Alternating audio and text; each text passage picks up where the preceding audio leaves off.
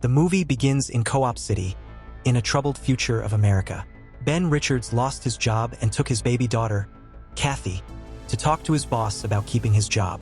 The boss says no and thinks Ben brought Kathy to make him feel guilty. But Ben explains that he brought her to stop him from getting into a fight with his old boss. You know, I didn't bring her here to kill you. I brought her to stop myself from bouncing your face off this desk. At home, Ben watches Freevee, a channel that shows silly reality shows and competitions. One show is similar to the Kardashians and is called The Americanos. There are also game shows with risky challenges. The most famous and dangerous game is The Running Man. In this game, players have to survive for 30 days without being seen. If they are caught, a group of hunters, led by a masked man named Chief Evan McCone, will find and kill them. Go on. I'll give you a head start. Ben talks to his wife Sheila about possibly joining a show to make extra money because Kathy is sick and they can't pay for her medicine. Sheila is worried that he might put himself in danger and leave her and Kathy behind.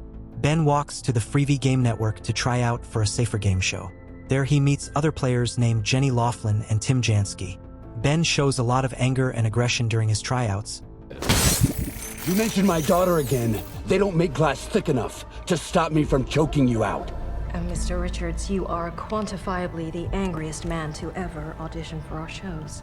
But he also acts bravely when he saves Tim in one tryout and helps someone in trouble. In the end, Ben gets chosen to be a runner for The Running Man, along with Jenny and Tim. Ben talks to the main producer of the network, Dan Killian, to see if he can get picked for a different role instead of being a runner. Killian knows that Ben got fired from his last job for helping his co-workers. So, he quickly offers Ben a signing bonus and some money to support Sheila and Kathy while he's gone. Ben has to agree even though he doesn't want to. Welcome to The Running Man. He calls Sheila to share the news and says sorry for getting into this mess. A contact tells Ben that Sheila and Kathy will be kept safe with new names in a different home. He is taken to the studio where the host of The Running Man, Bobby Thompson, introduces Ben to everyone in the audience. Bobby says mean things about Sheila, who is a hostess at a gentleman's club, and also makes comments about Kathy and her illness. This makes Ben really angry. McCone and his group are ready to chase the runners. The runners are given $1,000 and a 12-hour head start to run around the city. Before the show starts, Ben looks for his friend Malia Jernigan to get a fake ID and a gun. Is this gonna work? Absolutely. See on big screen. Ben goes to a hostel to stay safe and has to send videos of himself every day to the network. It's been shown that McCone and his men hurt Malia and probably killed him after he revealed Ben's new name and where he was. Come on, you guys. On the second day of the show, Ben sees on TV that Tim was seen in Boston. Tim foolishly boasted about being on the show, and then the hunters quickly found and got him. This makes Ben get ready to go, but he wants to shower first. Unfortunately, the hunters are already inside the hostel, so Ben has to quietly get back to his room wearing only a towel. He has to climb across the windows to get back to where his bag is. The hunters rush in and chase Ben, but he runs around to avoid the bullets until he jumps into an elevator. He almost gets blown up by his own grenade but escapes through the sewers while McCone blows up the hostel, killing 8 of his hunters. The explosion is quickly seen as something Ben did to harm people that everyone views as heroes. A kid sees him coming out of the sewers and takes him to his home, where he lives with his brother Bradley and their mom. Bradley shows Ben his collection of tapes and explains the different types of contestants on The Running Man. There's the hopeless dude, like Tim, who doesn't last long because he's too confident or doesn't get ready. Then there's the negative dude, who understands he can't win and decides to leave on his own. Lastly, there's the final dude, who lasts the longest because he really wants to survive and helps boost the show's ratings. Ben is currently a final dude. He also finds out from Bradley that his sister has cancer because the network hid their bad actions. Ben tries to share this info in his daily recordings, but the network stops it before it goes on air. They make a fake video of Ben that shows him saying he enjoyed killing the hunters and burning down the hostel. This makes Bradley's mom tell Ben to go away. Bradley and his brother hide Ben in the trunk of their car and drive around, trying not to get caught by the hunters. They are seen by hunters on bikes, but Bradley manages to defeat them and rescue Ben. Bradley tells Ben the address of a house in Derry, Maine, where there are no killer clowns right now. The house belongs to a fellow activist named Elton Parakis, who lives with his very worried mother, Victoria. On his way, Ben dresses up like a priest, but a person sees through his disguise and tries to tell someone. Ben then knocks the person out and jumps on a train. He also finds out that Jenny was caught at a casino but managed to get away from the hunters. However, she was killed in a barn by two crazy young boys who used flamethrowers on her.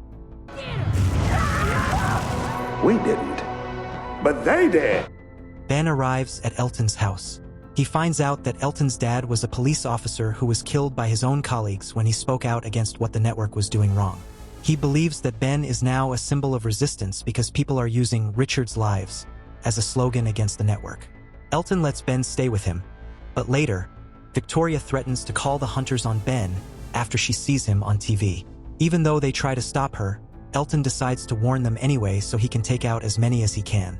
They race through the house and activate hidden traps, like Elton shocking some hunters and then blowing them up with chemicals. Hunter Frank stabs Elton in the sewers. Ben fights him and escapes through the tunnels in a special vehicle, but Elton gets shot in the head by McCone, who is aiming from a helicopter. You're the initiator!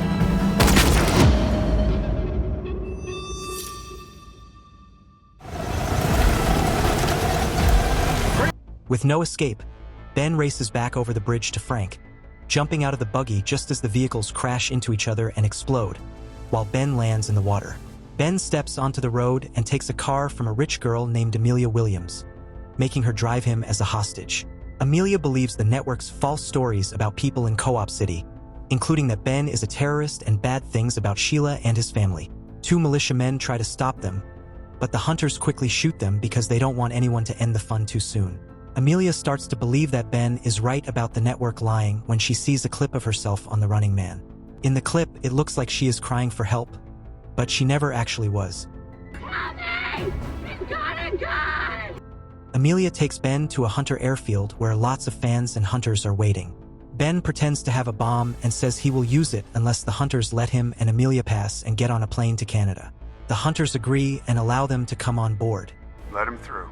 Ben makes McCone take off his mask for everyone to see, and Killian supports this decision.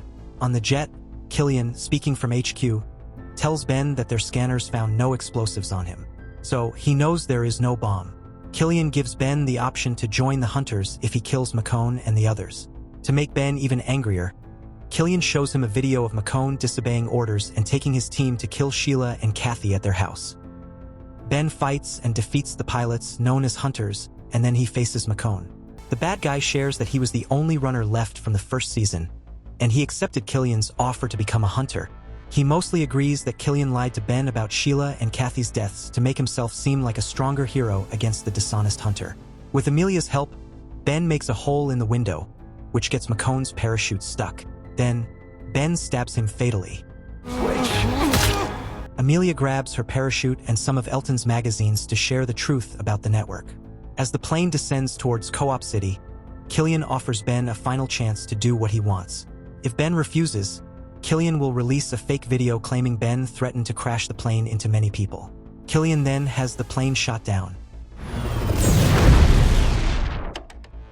Okay, true believers. Let's wind that back. Later, Bradley shares a video that shows what happened afterward. Amelia became an activist and shared information about Ben and Elton. She found the jet's black box, which recorded the talks between Ben and Killian, revealing the network's secrets and lies. Bradley also notes that the jet had an emergency pod that Ben probably hid in. He's still here, Sheila and Kathy are at the grocery store. The cashier tells Sheila that someone has already bought her items. She goes outside and meets Ben again. Killian is preparing to show the next season of The Running Man, but the audience is upset and is holding up signs that say, Richard's lives. Bobby leaves right away, so Killian has to figure things out on his own. As he tries to begin, the crowd throws firebombs at the stage, causing a riot. Ben walks up to the stage where Killian is lying on the ground. He counts down from 5 and then shoots Killian in the head. And here is where the movie ends. 1. Thank you for watching. Please subscribe to the channel and smash the bell button. Write in the comments section what kind of movie you would like to see next.